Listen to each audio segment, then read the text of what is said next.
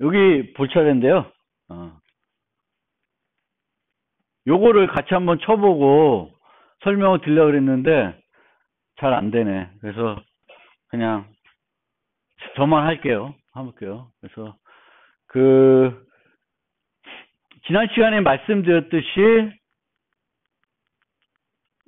뒤로 가면 C++은 네임스페이스라는 걸 씁니다. 그래서 네임스페이스를 쓰는 것은 이름 충돌을 극복하기 위해서 똑같은 이름을 여러 곳에서 편하게 쓸 수 있게끔 하기 위해서 네임스페이스라는 것을 정의할 수 있게 해놓고, 네임스페이스 안에서는 똑같은 이름을 못 써. 하지만 다른 네임스페이스에서는 같은 이름을 또다시 쓸 수가 있습니다.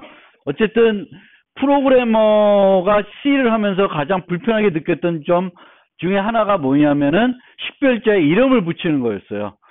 근데 그것들이 함수를 다중정의할 수 있게 해주고 네임스페이스 같은 걸 통해서 좀 더 똑같은 이름을 여러 곳에서 내가 반복적으로 사용할 수 있도록 해주고 있는 겁니다.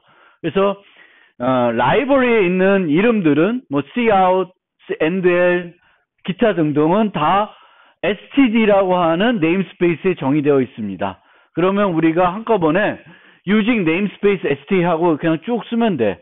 그러면 여기에 using namespace std를 해놨기 때문에 컴파일러가 cout을 보면 cout이 뭔지 모르겠죠. 처음에는. 그러면 얘는 뭐래? std를 앞에다 붙여봐요. 그래서 이해가 되면 이제 쓰는 거고, 그래도 이해가 안 되면 에러가 나겠죠. 그렇죠?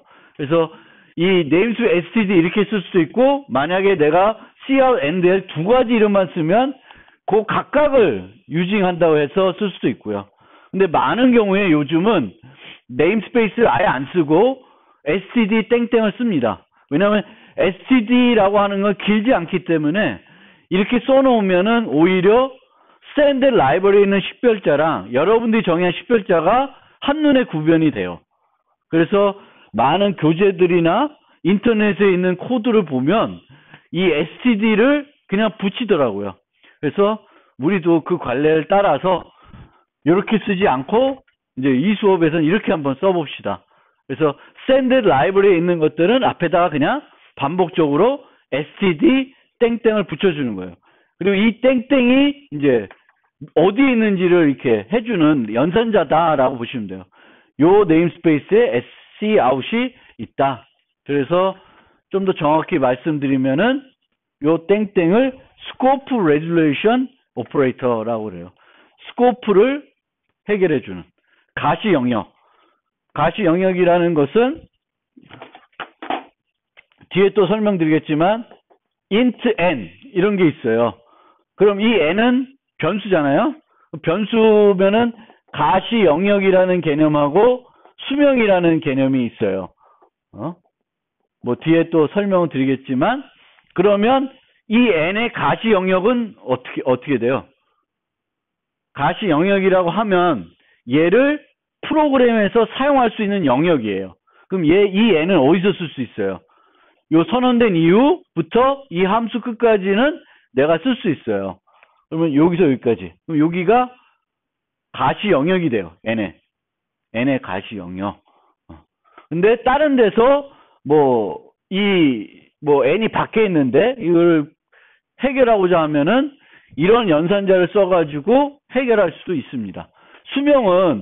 수명이라는 것은 요 n이 언제 존재를 하게 되냐면 항상 존재하는 건 아니죠. 항상 존재하는 건 아니고 f라고 하는 함수가 호출될 때 n이라는 변수도 만들어지게 됩니다. 그리고 이 함수가 종료이 되면 n도 사라져요. 그래서 n의 수명은 뭐하고 같다? 함수의 수명하고 같다 이렇게 얘기하고요.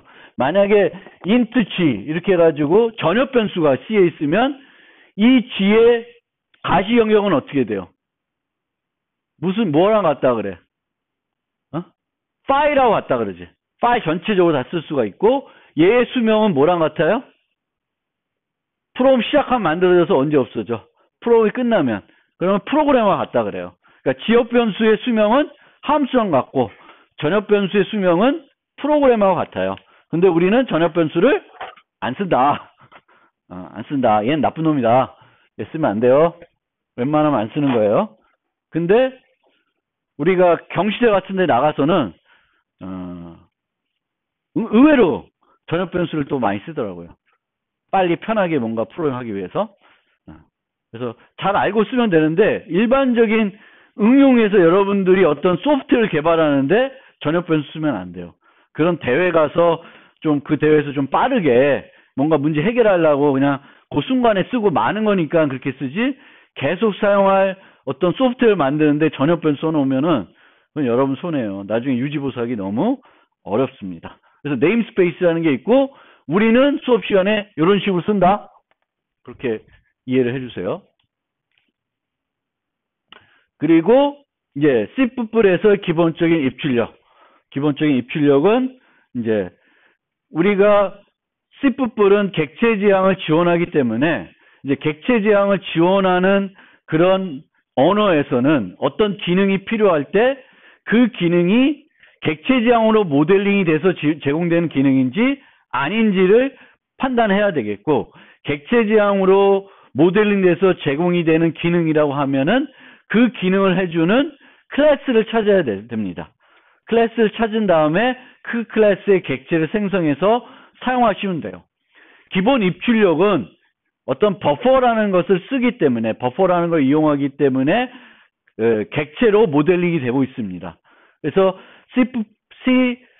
C++에서는 예전 C에 썼던 scanf나 printf 함수를 써도 되지만 객체 지향 지원은 언어니까 객체 지향적으로 내가 입출력을 하겠다고 하면은 cout과 cin이라고 하는 객체를 사용하게 됩니다. 그러니까 클래스를 우리가 찾아서 그 클래스의 객체를 생성해서 써야 되는데 이 cout과 cin은 우리가 생성을 안 해요. 왜? 우리가 생성할 필요가 없이 시스템에 오직 하나만 존재하는 객체들이고 우리가 만들 필요가 없어요. 그래서 라이브러리에서 만들어주는 겁니다. 근데 다른 것들은, 일반적인 것들은 우리가 객체를 생성을 해야 되겠죠. 그래서 cout, cin을 써서 이제 객체 지향에서는 이제 C++에서는 객체 지향에서는 cout과 cin을 써서 입출력을 한다. cout이 표준 출력이 되겠고 cin이 표준 입력이 되겠습니다. 표준 출력은 모니터 화면, 콘솔 화면이 되겠고 cin은 이제 키보드에 해당이 되겠죠. 얘네들이 객체를 모델링이 되는 이유는 이제 버퍼를 중간으로 사용자하고 왔다 갔다 할 때, 화면에 왔다 갔다 할 때, 키보드로부터 데이터 들어올 때 버퍼를 쓰게 되겠고, 그 버퍼를 이 객체들이 관리해 주기 때문에 객체 지향으로 모델링하는 것이 편하기 때문에 객체 지향으로 모델링 했고요. 그 다음에는 이제 지난번에 말씀드렸듯이 객체 지향, 그 C++에서는 연산자들을 이제 내 마음대로 정의해서 내가 만든 클래스에 어떤 연산자를 정의할 수가 있습니다. 함수 대신에 연산자를 정의할 수 있고요. 제가 생각할 땐 좀 멋부리는 요소예요. 프로그램 할 때 멋부리는 요소인데, 어쨌든 C++ 만든 사람이 이 cout과 cin을 쓸 때 연산자들을 이런 식으로 방향을 가지고, cout은 화면이니까 우리가 데이터를 화면으로 출력하는 거죠. 그럼 방향이 어디야? 이 데이터가 어디로 가야 돼? cout 쪽으로 가야 되는 거죠. 그리고 cin은 키보드부터 우리가 받아들이는 거예요. 그래서 cin으로부터 정수 변수로 가는 거예요. 방향이, 그러니까 이건 방향은 그럴싸하죠. 그런 개념으로 만들었어요. 그리고 연산자니까 이 연산자들을 우리가 더하기 계속 할 수 있듯이 연산자들을 계속 쓸 수 있는 거예요. 만약 연산자로 안 했다 그러면 이런 식으로 뭐 프로그램 했을 수 있어요. 그럼 이게 좀 번잡할 수도 있는데, 여러분도 이렇게 안 하고 그냥 n1 안에다가 하나의 함수에다 이거를 다 넣겠지. 인자를 하나씩 이렇게 함수를 여러 번 불러서 하지 않는데, 실제로 이거는 이렇게 하는 거예요. 멋부리느라고. 별로야. 몰라. 하여튼 이렇게 돼요. 그래서 이렇게 되겠고, 혹시 C에서는 이렇게 하는데, 여기서는 이제 보시면 여기서 요건 뭐예요? C에서 요 연산자. 주소 연산자죠. 그러니까 N1이라는 변수는 scanf 거가 아니죠. 메인의 지역 변수면 누구 거야? 메인 거예요. 그러면 원래 지역 변수는 누구만 수정할 수 있어요? n이 f 함수에 있으면 이 n은 누구만 수정할 수 있어요?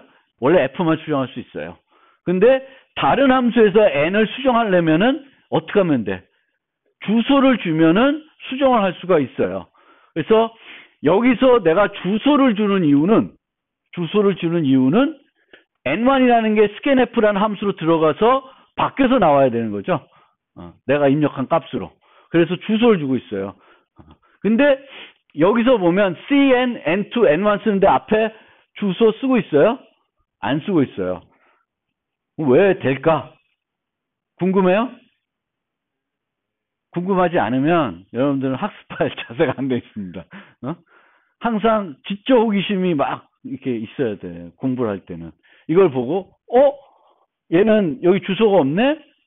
스캔F에서 있었는데 얘는 왜 되지? 궁금하다. 궁금하지 않으면은 이제 뭐 공부하고는 조금 거리가 먼 사람이죠. 그래서 이게 궁금하다. 그럼 대학원 가세요. 지적 호기심이 많으니까 대학원 가시면. 그래서 여기는 N2에는 주소가 안 붙어 있어요. 주소가 안 붙어 있는데 이 N2라는 건 실제적으로 CN으로 전달이 돼서 밖에서 나와야 되겠지. 이거랑 차이는 없어요. 근데 주소를 안 쓰고 있어. C++에서는 포인터 말고 무슨 타입이 있냐면 reference라는 타입이 있어요. 그래서 reference 타입으로 얘는 받는 거예요. 그 받는 쪽에서. 그러면 그 안에서 수정할 수 있어요. 나중에 또 설명드리는데 여러분들한테 뭘 얘기하고 싶으냐면은 이걸 보면서 얘는 주소를 안 썼네? 주소 안 쓰니 좋네? 편하네? 이렇게 생각하면 안 되고 왜 안 쓸까? 왜 될까? 저희가 신기하다. 알고 싶다. 기다리면 알려주겠지. 이제 이 정도는 돼야 좋습니다. 자, 그냥 저렇게 놓고 보면 좀 그러니까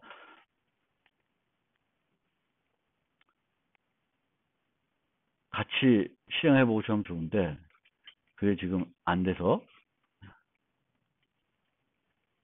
제 컴퓨터에서만 뭐야 이거 왜 자바가 나오냐?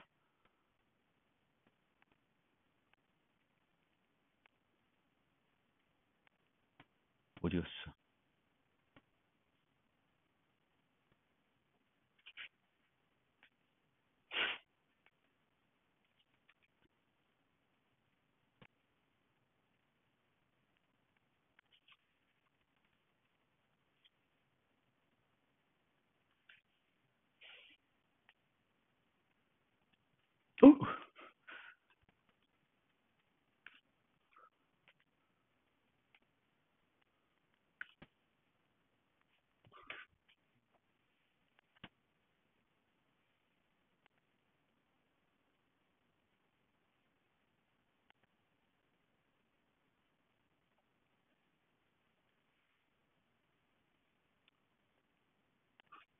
지금 제가 이렇게 뭐죠? 제 노트에 있는 것을 그냥 카피해서 여기다 넣는데 에러가 나고 있어요. 그리고 에러가 뭐 잘 모르겠다는 무슨 익스펙티드 뭐 잘 쓴 것 같은데 에러가 나고 있어요. 이 에러는 왜 나는 거냐면은 제가 쓴 문법은 요 N1 이 컬리 브레이스하고 0 쓴 거는 그거는 C++11 14 거기서만 이제 되는 그런 초기화 방법이에요. 기존에는 우리가 초기화를 어떻게 했냐면 int n1 equal 0 이렇게 했죠. 이렇게 했어요. 근데 이제 C++11부터는 초기화를 요 컬리 브레이스 이용하는 걸로 다 통일시켰습니다. 그러니까 기존에 C+11 전까지는 어떤 변수를 초기화하는 방법이 C++에 몇 가지 존재했냐면 총 5가지가 존재했어요. 너무 많다. 복잡하다. 그래서 C+11 만들면서 하나로 통일시켰어요.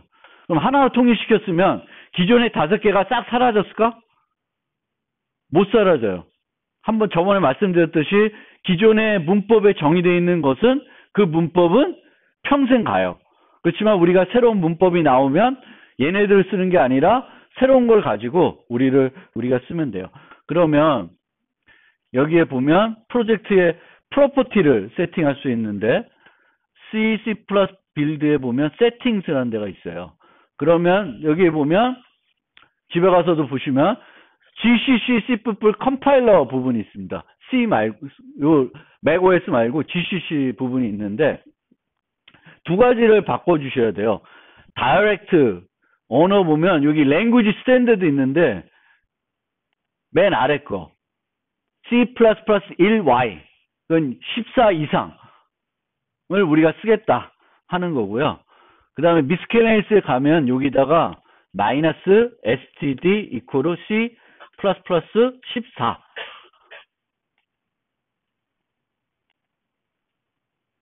그래서 적용을 시켜줍니다.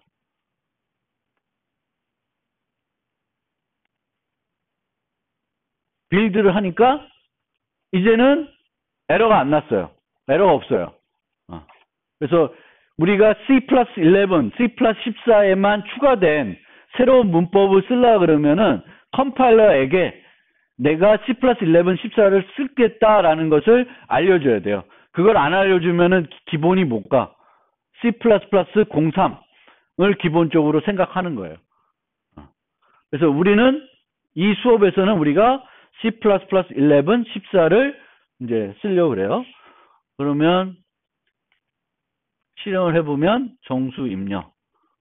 그러면 이 프로그램을 우리가 한번 읽어보면 정수 변수가 2개 있고 CN이 2개를 받은 다음에 2개를 더한 값을 출력해주는 프로그램이죠. 2개를 더한 값을 출력해주는 프로그램이에요. 그러면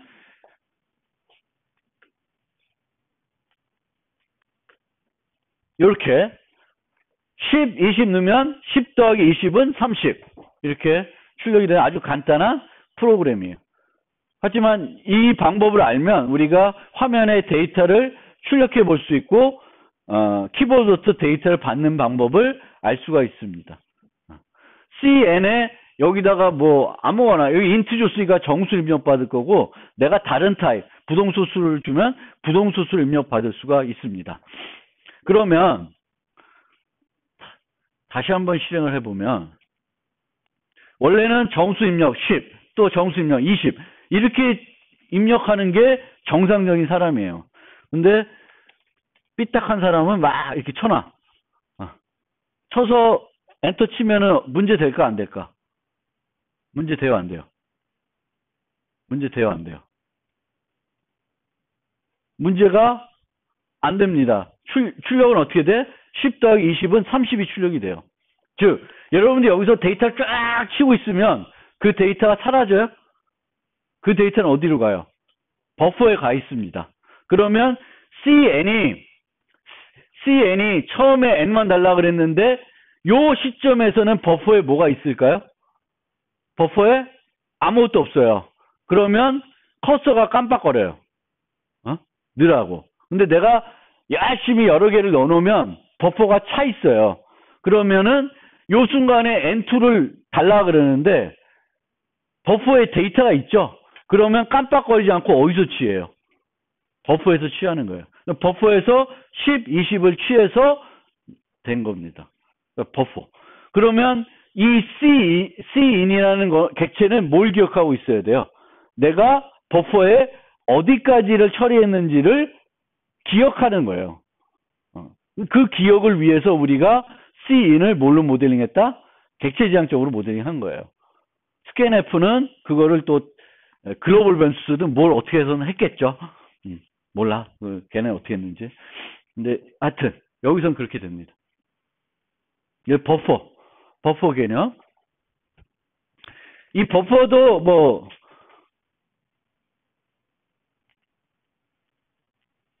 아까 똑같은 자바를 똑같은 건데 이렇게 쳐도 문제 될까 안 될까? 문제가 안 돼요. 지금 여기 들어간 거는 내가 스페이스를 쭉 눌렀어요. 버퍼에 스페이스가 되어 있는데 내가 정수를 달라 그러면 얘가 어디까지 가요? 딱 스킵해요. 기본 그 줄바꿈 문자라든지 공백 문자는 다 스킵하고 30까지 가서 30을 취하는 거예요. 스위프풀은 어떻게 되나? 다시 한번.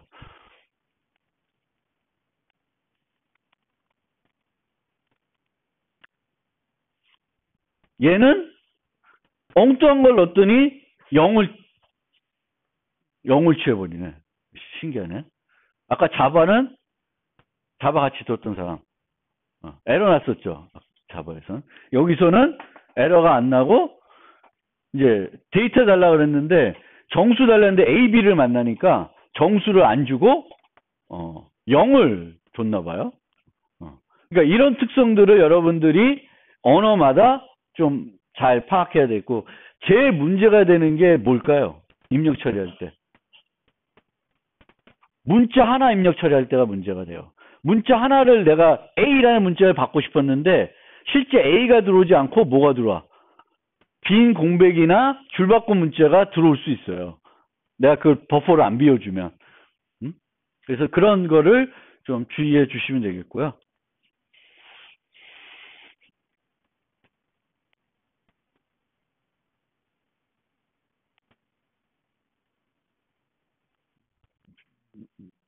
요 문법 또 이제 잘 알아두세요. C++에서 사용하는 초기화 문법이에요. 그리고 이제 모든 거를 다 이 문법으로 통일할 수 있습니다. 배열을 초기화할 때도 컬리 브레이스, 일반 변수도 컬리 브레이스, 객체도 컬리 브레이스를 써서 초기화를 할 수가 있습니다.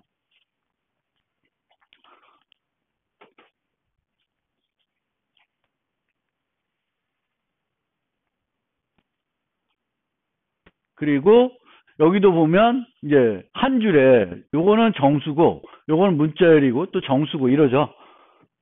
그러면 정수를 받는 연산자, 문자열을 받는 연산자 이런 것들을 다 되게 하려면은 연산자들을 한 번 정의하는 게 아니라 여러 번 정의해야 돼요. 함수도 우리가 print int 프린트 더블 그러면 내가 프린트 10 하면 위에 게 불러질 테고 프린트 22.45 그러면 아래 게 불러지는 거예요. 이름은 똑같죠? 요 매개 변수를 통해서 구분이 될 수 있죠. 이거를 이제 오버로딩이라 그래요. 다중 정의한다 그래요. 그러면 연산자들도 마찬가지로 다중 정의가 돼야 돼요. 이게 되려면 정수를 받는 것 연산자도 정의해야 되겠고 문자를 받는 것도 정의해야 되겠고 그래서 저렇게 연산자를 많이 정의를 해놔야 돼요. 오버로딩 이렇게 정의하는 거. 그런데 똑같이 설명드렸지만 우리가 나중에 또 설명드리겠지만 이런 거를 만들 때에는 요 프린트 인트와 프린트 더블에 구현하는 코드가 서로 다를 때 이렇게 만들어요. 만약 코드도 같다. 그럼 이렇게 안 만들어요. 다중 정의를 안 하고 나중에 이제 배우게 될 템플릿이라는 걸 써서 범용 프로그래밍을 하게 돼요. 하나의 함수. 그러니까 알고리즘까지 똑같아. 데이터 타입이 다르더라도 알고리즘까지 같아져 버리면은 다중 정의를 쓰는 게 아니라 이제 범용 프로그래밍이라는 기법, 템플릿이라는 기법을 써서 프로그래밍을 하게 됩니다. 뭐 그건 나중에 한번 또 그때 가면 설명을 드릴 거고요. 그리고 endL은 줄바꿈 해주는 건데 뭐까지 해줘요? 버퍼까지 비워준다. 근데 계속 버퍼를 매번 Cout에 endL 하면은 속도가 느려져요. 그러니까 endL을 자주 할 필요는 없고요. 줄바꿈 하고 싶을 때는 기본적으로 그냥 요거 출력해 주시면 돼요. 그리고 나중에 좀 많이 뭔가 어떤 함수의 끝이라든가 프로그램이 종료될 때 endL을 한번 써주시면 좋습니다. 그래서 매 문장마다 줄바꿈하기 위해서 endL을 쓰지 마시고 이걸 쓰라. 그리고 endL은 가급적이면 최소해서 써줘요. 왜? 쟤는 줄바꿈만 해주는 게 아니라 그 출력 버퍼에 있는 모든 거를 비워주는 것까지 합니다. 변수. 프로그램에서 변수가 상당히 중요하죠. 그래서 변수에 대한 개념을 여러분들이 아마 잘 이해를 하셔야 됩니다. 그래서 C에서 많이 배웠으니까 알 텐데, 프로그래밍을 하면 우리가 어떤 데이터들이, 그 프로그램을 구현하기 위해서 데이터들이 필요하겠죠. 데이터들이 필요하고, 그 데이터를 어딘가에 유지하고 내가 여러 번 사용하려면 그 데이터에다가 뭘 붙여줘야 돼요? 이름을 붙여줘야 돼요. 그래야 나중에 내가 그 이름을 갖고 불러 쓸 수 있는 거지. 아까도 N1이라는 이름을 가지고 첫 번째 입력된 정수를 계속 가리켜서 프로그래밍을 하고 있는 거예요. 그래서 변수라는 것은 그 어떤 값을 저장해 놓고 그 저장된 곳에다가 이름을 붙여서 내가 여러 번 그 이름을 가지고 그 데이터를 쓸 수 있도록 해주는 게 변수입니다. 그래서 모든 데이터는, 그런데 이런 데이터들은 특정한 타입으로 분류가 돼요. 정수, 부동소수, 문자열, 학생, 강아지, 뭐 다양한 종류의 타입들이 있어요. 이미 언어에 만들어진 타입도 있고 여러분들이 새롭게 만드는 타입들도 있습니다. 그래서 어떤 값이 어떤 타입에 존재하냐에 따라서 그 값을 유지하기 위한 공간이 같아요, 달라요? 달라질 수가 있죠. 여기 비유된 것처럼 토끼를 유지하는 공간하고 코끼리를 유지하는 공간은 같을 수가 없어요. 그래서 모든 데이터 타입들은 다른 공간이 필요로 할 수가 있습니다. 그래서 우리는 변수를 만들 때 타입과 이름을 주게 돼요. 이 타입은 컴파일러에게 얼마만큼 큰 컵이 필요하다는 걸 알려주는 거고요. 이 n은 이 컵에다 이름표를 뭘로 붙여? n을 붙이는 거예요. n. 그래서 여기다가 이 컵에다가 요 값들을 넣어서 보관을 하는 거예요. 필요할 때는 이 n의 이름을 부르면 거기 들어있는 값을 내가 끄집어다가 쓸 수 있습니다. 근데 이 변수는 크게 두 종류가 있어요. 10이라는 값이 그냥 이 변수에 들어가 있는 경우가 있고, 여기는 P라고 뭐 이런 적혀 있는데 10은 안 들어있고 10은 저기 있고 딴 데 있고, 내가 주소를 요 10이 있는 위치를만 가지고 있을 수도 있어요. 이런 거를 우리가 참조 타입, 뭐 포인터라고도 하는데, 그런 두 종류, 변수가 두 종류가 있다. 값 자체를 그 변수에 유지하는 타입도 있고, 값 자체는 거기다 유지하지 않고 값 대신에 그 값이 있는 위치 정보만 유지하고 있습니다. 그럼 위치 정보를 알면 우리는 언제든지 그 위치에 가서 그 정보를 가져다가 쓸 수가 있습니다. 우리가 웹 주소를 알면 그 웹 주소를 방문할 수가 있고, 제 방 주소를 오면 저를 찾아올 수가 있습니다. 마찬가지로 여기서도 데이터가 어디에 있는지만 알면 그 주소를 가지고 쓸 수 있어요. 그래서 두 종류가 있습니다. 두 종류.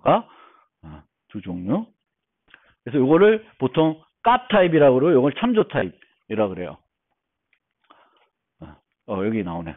그래서 변수의 종류, 선언한 위치에 따라서도 우리가 변수가 어떤 변수다라고 얘기하는데, 크게 네 가지로, 위치에 따라서는 네 가지로 분류할 수 있습니다. 전역 변수, 지역 변수. 요거는 C에 있는 개념이죠. 전역 변수, 지역 변수. 지역 변수는 함수 내에, 전역 변수는 함수 밖에 선언된 거고요. 매개 변수는 지역 변수와 별 차이 없죠. 그렇죠? 그 함수의 그 인자 목록에 정의되어 있는 변수를 매개 변수라고 하죠. 그렇고, 그 다음에 멤버 변수가 있습니다. 멤버 변수는 클래스에 정의돼서 객체의 상태를 나타내기 위해서 사용이 되는 변수입니다. 그 다음에 특성에 따라서 분류할 수 있는데, 일반 변수, 포인터 변수, 참조 변수, C++은 세 종류로 구분이 돼요. 그리고 이 포인터 변수와 참조 변수는 둘 다 값 자체가 컵에 들어가 있지 않고 주소 정보를 갖고 있어요. 근데 포인터와 참조의 차이점은 뭐가 있을까? 차이점은 뭐냐? 사용할 때 문법이 달라요. 포인터는 명확하게 우리가 주소가 들어있다는 걸 알고 그 주소를 역하는 그 연산자들을 써야 돼요. 이런 식으로. 그러니까 여기서 보면 A는 그냥 변수예요. 일반 변수. 이런 변수예요. 그 다음에 C는 주소라는 요거 레퍼런스래요. 요 레퍼런스인데 이제 아마 C를 배운 사람 이런 변수는 없었지. 이 주소 연산자는 아니고 여기서는 그 reference라는 변수를 선언할 때 쓰는 거예요. C. 그리고 얘는 A. A의 reference입니다. A의 reference라는 것은 A의 또 다른 이름으로 생각하시면 되겠고, 물리적인 생각으로 보시면 여기에 포인터처럼 주소를 갖고 있어요. B는 이거 진짜 포인터 타입이죠. 근데 초기화를 뭘로 돼 있어요? A의 주소를 갖고 있습니다. B는. 그런데 사용할 때는 어떻게 돼? A는 그냥 쓰죠. C도 그냥 써요. 그러니까 이 문법만 보면 A가 일반 변수인지 참조 변수인지 구분이 안 돼요. 이게 장점이자 단점입니다. 레퍼런스 변수에. 포인터 변수는 항상 붙여줘야 돼요. 이게 접근하는 방법이 문법적으로 달라요. 똑같은 역할을 할 수 있는데 이제 이렇게. 그럼 왜 이걸 만들었을까? 포인터 갖고 되는데 레퍼런스를.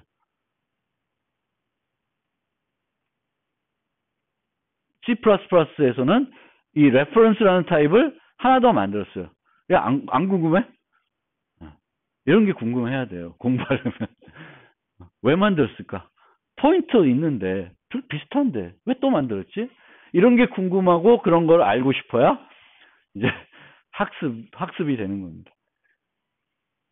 객체지향에서는 객체지향 이전에는 주로 주고받는 것들은 그냥 작은 값들만 많이 주고받았어요. 정수, 더블, 뭐 이런 것만 주고받았는데 객체지향이 되면 뭘 많이 주고받을까? 객체들을 인자로 많이 주고받게 돼요. 그럼 얘를 객체 자체를 인자로 전달하게 되면 객체는 무거울 수 있어요. 많은 정보를 갖고 있을 수 있어요. 배열처럼 배열은 C에서 콜바이 밸류로 전달할 수 있어요? 그냥 통째로 전달이 안 돼요. 뭐만 전달할 수 있어요? 시작 주소로만 전달할 수 있어요. 왜 그렇게 했어요? 효율성 때문에 그렇게 한 거예요. 그러니까 마찬가지로 객체들도 무거울 수가 있어요. 그러니까 무거울 수 있기 때문에 객체들을 전달할 때도 주소로 전달하는 것이 효율적이에요. 콜바이 밸류로 전달할 수도 있는데 객체가 10개 값을 갖고 있으면 그 10개 값이 인자로 전달될 때마다 어떻게 돼야 돼요? 다 복사가 돼야 되지. 그러면 속도가 이제 느려질 수가 있습니다. 그래서 객체지향에서는 주로 객체들을 많이 서로 주고받아야 되는데 포인터로 주고받으려니까 문법이 별로 마음에 안 든 거야, 이 사람이. 그래서 새로운 문법을 만든 거예요. 레퍼런스라고. 그래서 그렇게 생각하시면 돼요. 포인터를 써도 되는데 레퍼런스라는 걸 써서 이제 좀 더 객체들을 전달할 때 객체를 통으로 전달하는 것이 아니라 객체의 뭐만 시작 주소만 전달하는 거예요. 함수로. 그러면 속도는 빨라지겠죠. 전달 과정에서 속도는 빨라지겠고 프로그램 할 때는 어떻게 돼? 만약 포인터로 전달하면 그 우리 싫어하는 연산자 있잖아. 이 연산자를 막 써야 돼요. 근데 레퍼런스는 그냥 점 쓰면 돼요. 그래서 좀 편하다. 그런 측면에서 이제 C++에서는 이제 종류가 3가지가 있어요. 이 종류가 많다는 거는 나쁜 거예요. 저는 나빠요. 프로그래머가 고민을 많이 해야 돼. 얘를 포인터로 써야 되나? 레퍼런스 써야 되나? 일반 변수를 써야 되나? 뭐가 좋지? 머리 아파요. 근데 딱 하나로만 되어 있는 자바 같은 경우에는 고민할 필요가 없어. 고민을 안 해도 돼요. 그러니까 문법이 단순하다는 건 좋은 점도 있다는 거예요. 프로그래머가 고민할 여지가 없는 거예요. 근데 한 가지 한 10가지 종류를 할 수 있어요. 그러면 그 중에 한 가지를 내가 선택을 해야 되죠. 그 선택하는 게 그렇게 쉽지 않은 거예요. 그래서 선택을 안 하게끔 만들어준 언어가 어떻게 보면 좀 더 쉬운 언어일 수가 있어요. 그런 면에서 프로그램 언어가 문법이 복잡하면 복잡할수록 내가 익혀야 되는 게 많고 선택해야 되는 게 많아요. 그런 면에서 C++이 그런 단점을 갖고 있습니다. 그리고 변수의 종류는 이렇게도 나눌 수 있어요. 여기에 유지되는 값이 하나냐 여러 개냐. 하나냐 여러 개냐에 따라서 하나만 유지하면은 원시 타입이라고 그러고요. 여러 개를 유지하면 복합 타입이라 그래요. 배열은 복합 타입이죠. 그렇죠? 구조체 복합 타입이에요. 객체들도 복합 타입이에요. 문자열 복합 타입일까 원시 타입일까? 문자열도 복합 타입이에요. 왜? 문자들을 여러 개 유지하고 있는 거니까 복합 타입입니다. 그래서 원시 타입, 복합 타입. 그리고 C++에 있는 원시 타입은 불, 캐릭터, 인트, 플롯, 더블 등등이 있고요. 복합 타입에는 배열, 문자열, 구조체 등이 있습니다. 변수의 종류는 그렇고 변수의 초기화. 초기화는 쫙 이렇게 하지 마시고 이제 앞으로는 이렇게 해주시면 돼요. 근데 이렇게 하면 강건성도 높아져요. 요거 워닝 준다 그랬죠. C equal 2.5. 얘는 에러 나요. 문법 에러 나요. 정수인데 뭘 갖고 초기화했어요? 부동소수. 너 바보냐? 이런 식으로 문법 오류를 주고 있어요. 그래서 얘는 이럴 땐 저렇게, 저럴 땐 저렇게 막 문법이 막 배열 초기화할 땐 저렇게, 뭐 객체 초기화할 땐 저렇게 막 복잡했는데 그 복잡한 거를 C++11에서는 나름대로 이 중괄호로 다 통일시켰습니다. 중괄호로 뭐든지 초기화할 수 있게끔 했어요. 그러면서 강건성도 좀 높여놨어요. 이런 게 안 되게끔. 이것도 에러 나요. F1에 A를 변수를 주는데 이건 에러 안 나는데 얘는 에러가 나요. 정수 변수를 가지고 왜 플로트를 초기화하냐? 할 수 있지. 그러니까 이렇게 점점 엄격해지는 거예요. 강건성을 엄격해지고 있습니다. 그래서 여러분들은 변수는 선언과 동시에 적절하게 초기화하는 것이 가장 바람직해요. 그리고 C+11부터는 다른 초기화 기법을 쓰지보다는 얘를 익혀서 이걸 익혀서 쓰시는 것이 바람직합니다. 그러면 항상 얘만 알면 어떤 종류의 그 타입이든 쟤를 가지고 초기화를 할 수가 있습니다. 변수의 가시형과 수명. 얘네들은 상수인데 컨스트 붙이면 상수가 돼요. 변수인데 상수. 그래서 100이라는 값이 바꿀 수가 없어요, 나중에. 그래서 상수인데 그 클래스 밖에, 함수 밖에 정의되어 있으니까 얘는 전역 변수가 되겠죠. 어디서나 쓸 수 있는 전역 변수가 되겠고, 요 x와 y는 포인트라는 클래스에 정의가 되어 있습니다. 이 x와 y는 포인트의 멤버 변수이고요. 얘의 가시 영역은 이 클래스 안에서 어디서든지 어느 함수에서든지 사용될 수 있습니다. 또 특이한 점은 이 클래스에 있는 멤버들은 지금은 내가 맨 앞에다 정했는데 얘를 맨 뒤에다 정의해도 위에서 쓸 수 있어요. 선언된 시점보다 전에 쓸 수 있다는 거예요. 그러면 컴파일러를 어떻게 한다는 거예요? 한 번에 할 수 있어요, 컴파일을? 한 번에 못해요. 우리가 보통 함수를 번역할 때는 위에부터 아래로 읽어 내려가면 쫙 번역할 수가 있습니다, 컴파일러가. 근데 클래스는 위에서부터 아래로 내려가면 한 번에 번역이 안 될 수 있어요. 왜? XY가 이 밑에 와 있을 수도 있어요.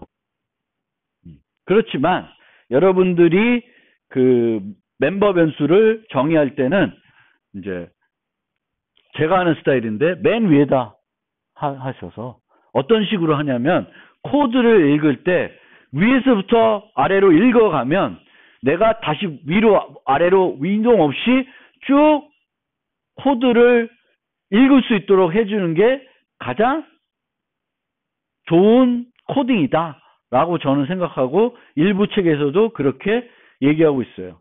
코딩하는 스타일이 책을 읽을 때는 우리가 책을 읽으면서 뭐 모르면 다시 전으로 가긴 하지만 그래도 미리 여기서 있는 내용은 전에 설명이 되어 있어요. 그래서 한번 이렇게 읽으면 원래는 이해할 수 있게끔 나름대로 책을 쓰죠. 마찬가지로 코드도 위에서부터 쭉 읽어 내려가면 코드를 읽을 수 있게끔 코딩을 해주는 게 어떤 좋은 코딩 스타일이라고 합니다. 내가 코드를 읽으려고 막 저 아래 봤다, 위에 봤다, 아래 봤다, 왔다 하면은 헷갈리고 어렵습니다. 그래서 이렇게 하고 메인에 이제 지역 P는 메인에 있는 이제 지역 변수가 되겠죠. 지역 변수. 그래서 지역 변수 P는 지역 변수, X, Y는 멤버 변수, 그리고 요거는 전역 변수예요. 그래서 여기 이 용어가 잘못됐다. 여기 멤버 변수요. 그러면 가시 영역은 전역은 파일. 심지어 파일인데도 다른 파일에서도 얘를 쓸 수 있어요.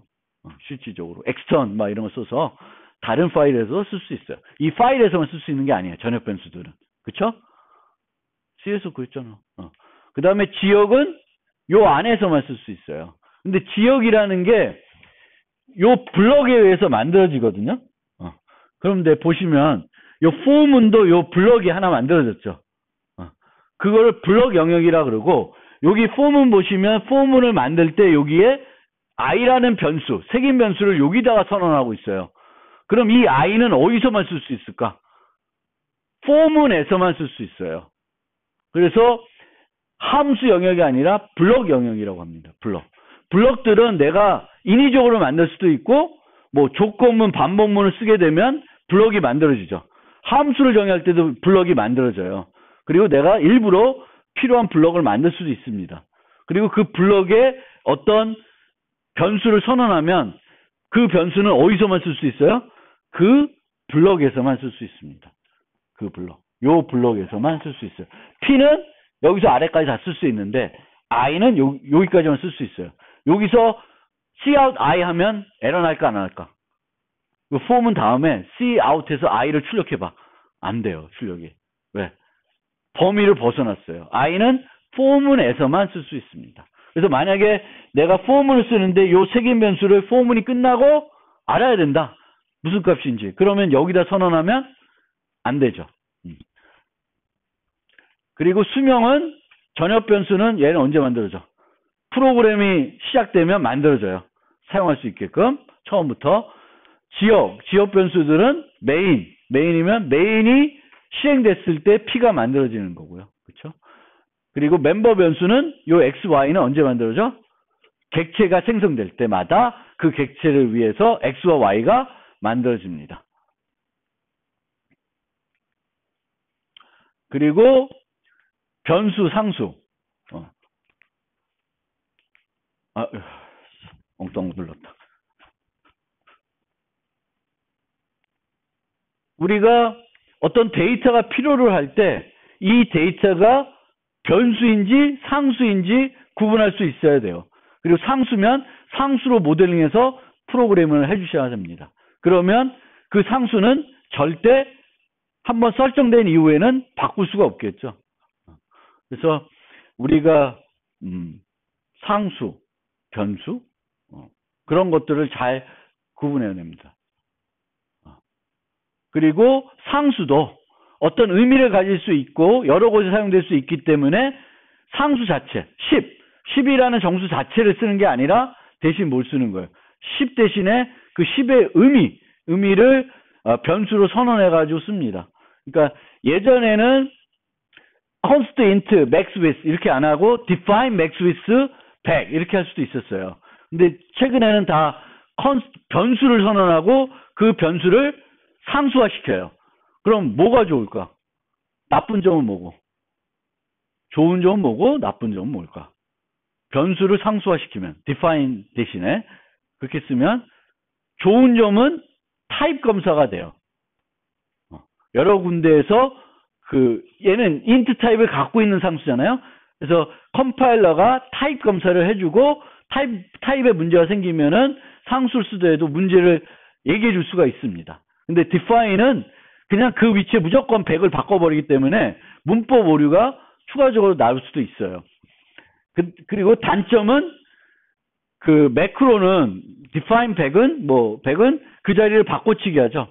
그래서 프로그램이 커질 수는 있어요. 프로그램 소스가 커질 수 있는데 프로그램을 사용하는 메모리는 안 커지죠. 근데 얘는 int max width 하면은 변수니까 변수를 위한 공간은 생겨요. 그래서 그 차이점들이 있습니다. 그렇지만 최근에는 그런 공간, 효율성 이런 문제보다도 더 중요시하는 게 가독성, 유지보수입니다. 프로그램의 성능, 컴퓨터의 성능들이 워낙 좋아졌기 때문에 아주 크리티컬한 프로그램을 만드는 것이 아니면은 효율성, 뭐 이런 것들보다는 뭘 더 중요했어요? 가독성하고 유지보수. 코드가 얼마나 읽기 좋고 나중에 수정해야 될 때 얼마나 쉽게 수정할 수 있는 코드냐, 그런 코드를 더 좋아한다라는 거예요. 그래서 don't use magic number라고 하고 상수를 할 때는 const를 쓰는데요. 이 C11에는 const 말고 const expr 이라는 게 또 추가적으로 나와 있어요. 이건 나중에 설명드릴게요. 근데 지금은 이제 상수를 쓰고 싶을 때는 변수를 선언하고 그 앞에다 뭘 붙여요? const를 붙여요. 근데 이렇게 const를 붙이면은 초기화를 안 해주면 안 돼요. 그럼 나중에 못 바꿔. 내가 원하는 값으로. 그러니까 const, 상수를 만든다는 거는 그 시점에서 그 변수의 값을 알고 그 값은 프로그램 내에서 이제 더 이상 안 바뀐다라는 거예요. 그럼 이렇게 상수를 많이 쓰면 디버깅 할 때도 좋아요. 변수는 바뀐다는 걸 알지만 상수는 안 바뀌니까 상수가 엉뚱한 값으로 바뀌어가지고 프로그램이 오류날 일은 없는 거죠. 100이 맞으면 계속 100이지 쟤는 바뀔 수가 없는 거니까 쟤 때문에 문제된다는 생각은 안 하셔도 돼요. 프로그램 할 때. 하지만 변수는 늘 바뀔 수가 있죠. 그래서 변수가 잘못된 값을 가져서 하게 되겠고요. 이런 변수들의 이름을 우리가 붙여줘야 되는데 그런 이름들을 뭐라 그래? 식별자라고 합니다. 식별자. 아이덴티파이어. 그리고 우리가 붙여주는 이름에는 변수 이름, 클래스 이름, 메소드 이름 등등이 있고 룰이 있어요. 아무렇게나 만들지 않고 이렇게 하는데 이 룰은 아마 C 때 썼던 룰하고 똑같아요. 근데 이런 룰들을 외우시는 분이 있는데 외우면 안 돼.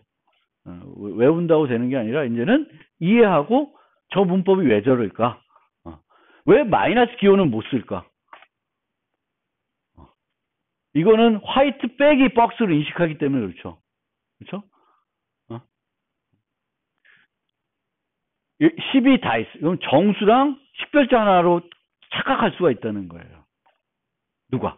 여러분이? 컴파일러가. 그래서 문법. 이 문법은 누굴 위주로 만든 거냐면 보통은 사람도 위주가 되지만 컴파일러를 만들어야 되니까 그 컴파일러가 제대로 이해하기 쉽게끔 만드는 요소들이 있는 거죠. 그래서 화이트 빼기 박스 이런 거 안 되지. 이런 건 되고. 그래서 이런 것들은 당연히 외운다기보다는 식별자는 당연히 마이너스 기호를 못 쓰겠구나. 플러스 기호 당연히 못 쓰겠죠. 그렇죠? 그런 것들은 상식적으로 우리가 그냥 알 수가 있습니다. 중간에 공백 문자 포함도 당연하죠. 썸 띄고 n 하면 두 개 다른 걸로 인식하지 한 놈으로 인식할 수가 없어요. 컴파일러가. 그리고 키워드는 못 쓰죠. 당연할 거고. 대소문자를 구분하고. 식별자.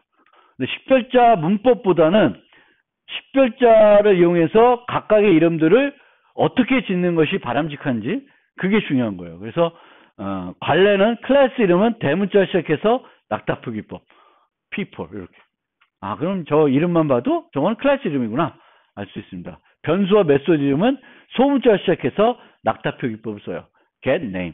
그러면 변수도 메소드도 다 소문자로 시작하네? 그럼 구분이 안 되겠네? 그게 아니라 메소드 뒤에는 항상 뭐가 와요? 메소드 이름 뒤엔 가로가 와요. 함수는 정의하거나 호출할 때 그 이름을 쓰는데 함수를 정의할 때도 가로가 오고 함수를 호출할 때도 가로가 옵니다. 그래서 메소드와 함수는 구분이 돼요. 그리고 또 하나 구분되는 게 변수 이름들은 주로 명사를 많이 써요. 함수 이름들은 주로 동사를 많이 씁니다. 변수 이름인데 뭐 동사 같아. 그럼 그것도 여러분이 영어 실력이 부족한 거야. 상수 이름은 모두 대문자로 많이 써요. 그리고 메소드의 이름, 함수의 이름을 지을 때 반환 타입이 있는 함수는 그 반환 타입이 뭔지를 잘 나타내도록 이름을 짓는 게 중요하다고 그럽니다. 거기에 포커싱을 맞춰라. 반환 타입이 없는 경우에는 메소드가 하는 일을 설명하도록 이름을 지어주는 거고요. 이 이름 짓기가 어렵다. 그럼 영어 공부를 하셔야 되겠고, 아니면 함수가 너무 복잡하다. 걔가 너무 많은 일을 하고 있다. 이럴 수도 있습니다. 그리고 요즘 또 많이 쓰는 게 있는데, 복합 타입의 변수는 복수를 쓰는 경우가 있어요. 배열 만들 때 수든 S 뭐 이렇게 S 붙이는 경우가 있어요. 그래서 이런 관례들을 중요한데, 라이브러리에서, 근데 문제는 뭐냐면 C++ 라이브러리에서는 클래스 이름을 대문자로 안 썼어요. 하여튼 나쁜 놈이야. 그러니까 보통은 우리가 다른 언어들은 클래스 이름, 타입 이름은 대문자로 시작해가지고 변수랑 클래스 이름을 구분할 수 있게 해줬는데, C++는 클래스 이름들이 소문자예요. string, 소문자예요. 소문자 되어 있어요. C++에 있는 키워드들이에요. 많죠. 엄청 많은 거예요. 그리고 여기 보시면 since C++11는 C++11 이후에 나온 거고요. 얘는 20 이후에 나온대요. 아직 안 나온 것도 미리 정해놔. 쭉쭉 있습니다. 그래서 여러분들이 이제 뭐 이걸 다 배우지는 못할 거고요. 근데 여기서 핵심적인 것들은 여러분들이 익혀야 되겠고, 여러분들은 이 C++11에서 쓰이는 것들도 조금, 특히 null ptr, no except, const expr, 그리고 auto 이런 것들은 이제 충분히 여러분들이 익히셔야 됩니다. 아마 이 1이라고 되어 있는 거는 C++11 가서 또 다른 의미로 추가된 거예요. 오토라는 게 원래 C에도 있었어요. C에서 오토는 원래 아까 int n이면 요 앞에 생략된 게 뭐예요? 오토예요. 오토를 생각 안 하고 여기다 오토 대신에 뭘 쓸 수 있을까? 스태틱을 쓸 수가 있어요. 스태틱을 쓰면 수명이 바뀌어집니다. 오토는 자동이에요. 그래서 그 n은 함수가 호출되면 생성이 되고 함수 끝나면 사라지는 그게 오토예요. 그래서 오토를 우리가 여기다가 안 붙여요. 기본이 오토니까. 근데 스태틱 붙이면 이 n은 함수 수명을 가지는 게 아니라 프로그램 수명을 갖게 돼요. 뭐 그렇습니다. 그래서 이런 키워드들을 보셔야 되겠고, C++1C 타입은 불 캐릭터 기본이 요 6개가 있고요.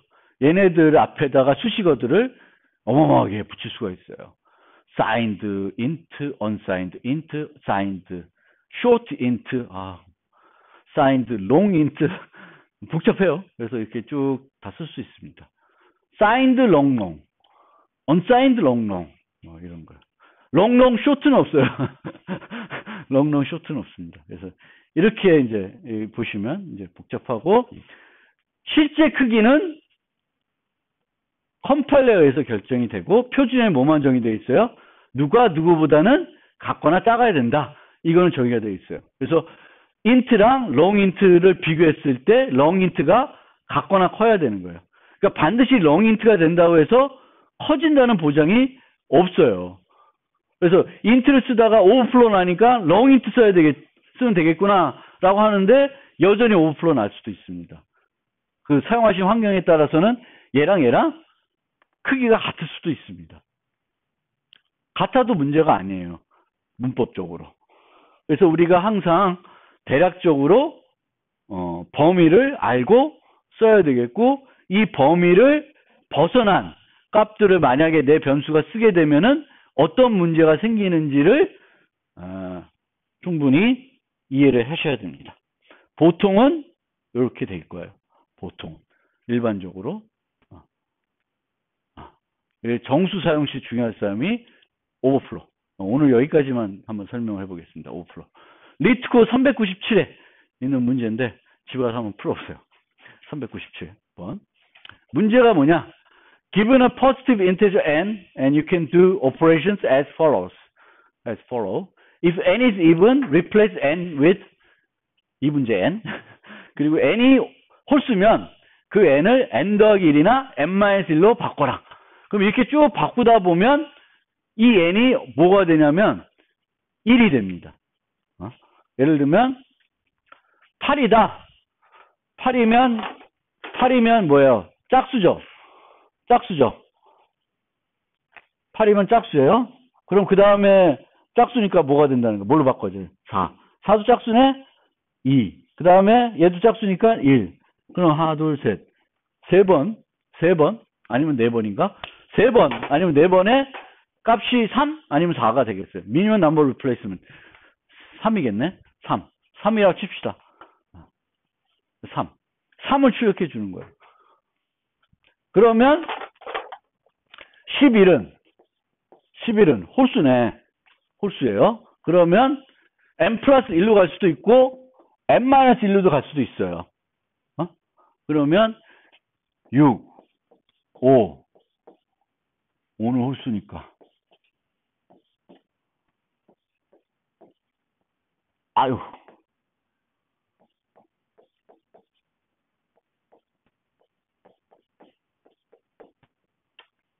6, 3.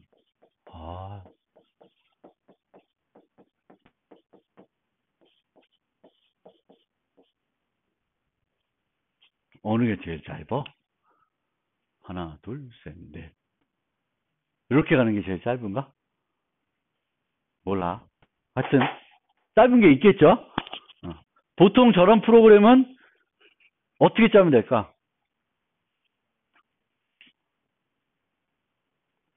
여러분들이 고민을 해. 이런 종류의 수는 무조건 n 플러스 1을 해야 된다. 이런 종류의 수는 무조건 n 마이너스 1 하면 된다. 라고 고민을 해볼 수도 있어요. 그럼 그 고민이 머리 아프겠지. 그치? 프로그램 짜는데 이런 문제를 짜라. 그러면 이제 짝수는 이 문제를 나누니까 이거는 디터미니스트한 거잖아요. 이 부분은 어려운 부분이 아니야.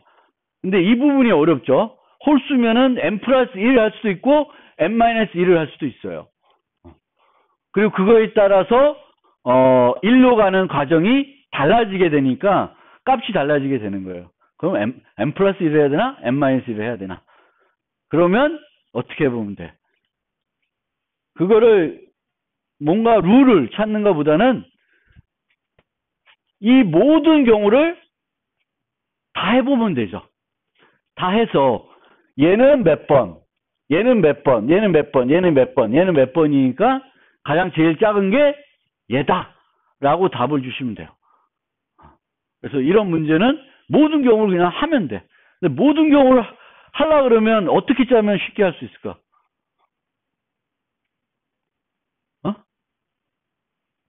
모든 경우를 이걸 다 짠다. 어떻게 하면 쉽게 짤 수 있을까?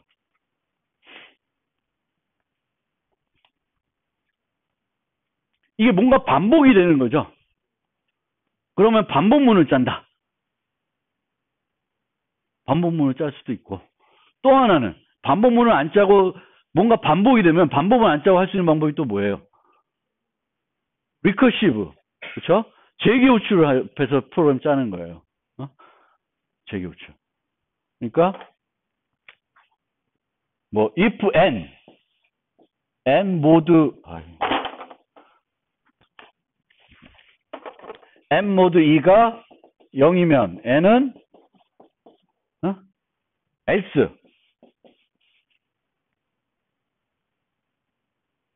bin std bin 요 함수가 예를 들면 뭐 f라 그러면 n 플러스 1 n 마이너스 1 뭐 이렇게 뭐 어떤 식으로 코드가 명확한 건 아닌데 리커시브로 짜면 될 수도 있어요. 그래서 이 문제 자체는 그렇게 어려운 문제는 아닌데 이 문제를 많이 틀려. 처음에 짜라 그러면. 어디서 틀릴까?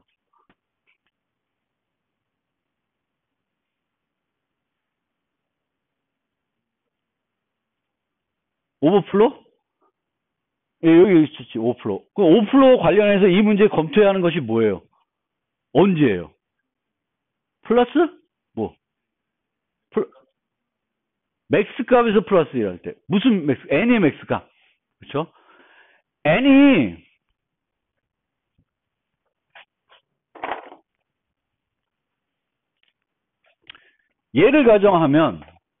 얘를 가정한다 칩시다. 쇼트 힌트.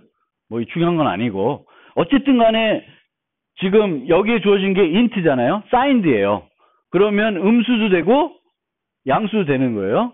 그러면 음수, 양수. 근데 여기 보면 뭐예요? 기분의 포지티브 인체제라고 그랬어요. 그러니까 음수는 신경 안 써도 되는 거예요.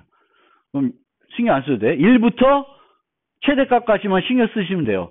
그럼 내 문제가 내 값이 1부터 n까지만 정확한 값을 주면은 통과가 될 수 있는 코드예요. 그러면 보면은 마이너스에서 플러스 가는데 제일 큰 값이 플러스는 항상 무슨 짝수에서 홀수예요. 홀수예요. 그럼 얘를 내가 입력으로 줬다. 줄 수 있죠. 열로 들어올 수도 있죠. 문제 없죠. 그럼 여기서 여러분 뭐 하냐? 이걸 호출하면 여기서 빵 죽어버려요. n 플러스 1하는 순간 코드가 엉뚱하게 막 무한반복될 수도 있고 막 마이너스 값 됐다 플러스 값 됐다 막 이상한 값이 될 수가 있습니다. 요 순간에. 그러니까 다른 것들은 문제가 안 돼. 1, 3, 5, 7 이런 것들은 이 코딩 할 때 계산해 볼 때 테스트 해봤는데 잘 돼. 내가 손으로 해보고 프로그램 봤더니 답이 나와. 오, 나 잘 짰다. 해피. 한데 그거를 코드를 서밋 했더니 안 된대요. 죽는데. 왜 죽어? 오버플로가 난 거예요. 정수에서 우리가 정수 갖고 놀 때 특히 인자들 볼 때 이 인자의 범위가 뭐냐? 범위는 이 인트 n은 마이너스부터 플러스까지 가질 수 있어요. 근데 주어진 문제에서는 어떻게 돼 있어? 양수만 되지. 양수만 생각하면 돼요. 1부터 n까지만 생각하면 되는데 그 중에서도 문제가 되는 건 딱 하나. n이 최대값일 때 문제가 돼요. 그럼 어떻게 짜? 그걸 해결하려면 어떻게 짤까? 여러분들 이제 문제점을 알겠어. 그러면 그 문제를 어떻게 해결하면 될까? 그때 마이너스 해줘? 아니에요. 마이너스 해주면 안 돼. 네? 연산을 다르게 해서 연산을 다르게 해서 플러스 2를 할 수도 있는데 그것도 가능하긴 해. 근데 좀 다르게 생각해 봅시다. 여기서의 문제가 되는 상황은 여러 가지 상황이 아니라 딱 한 가지 상황이죠. 딱 한 가지 상황이야. 앞에 보면 3, 2, 7, 6, 7이라는 거예요. 요때만 문제가 돼요. 그러면 if n이 3, 2, 6, 7, 7이면 다르게 짜고 else는 원래 우리가 짜던 대로 짜면 해결이 돼요. 그럼 얘는 또 어떻게 짜냐? 요 둘 중에 하나가 있지. F, 민의 3, 2, 7, 6, 7, 6 나누기 2가 있을 거예요. 그리고 3, 2, 7, 6, 8 나누기 2예요. 근데 이거는 안 돼.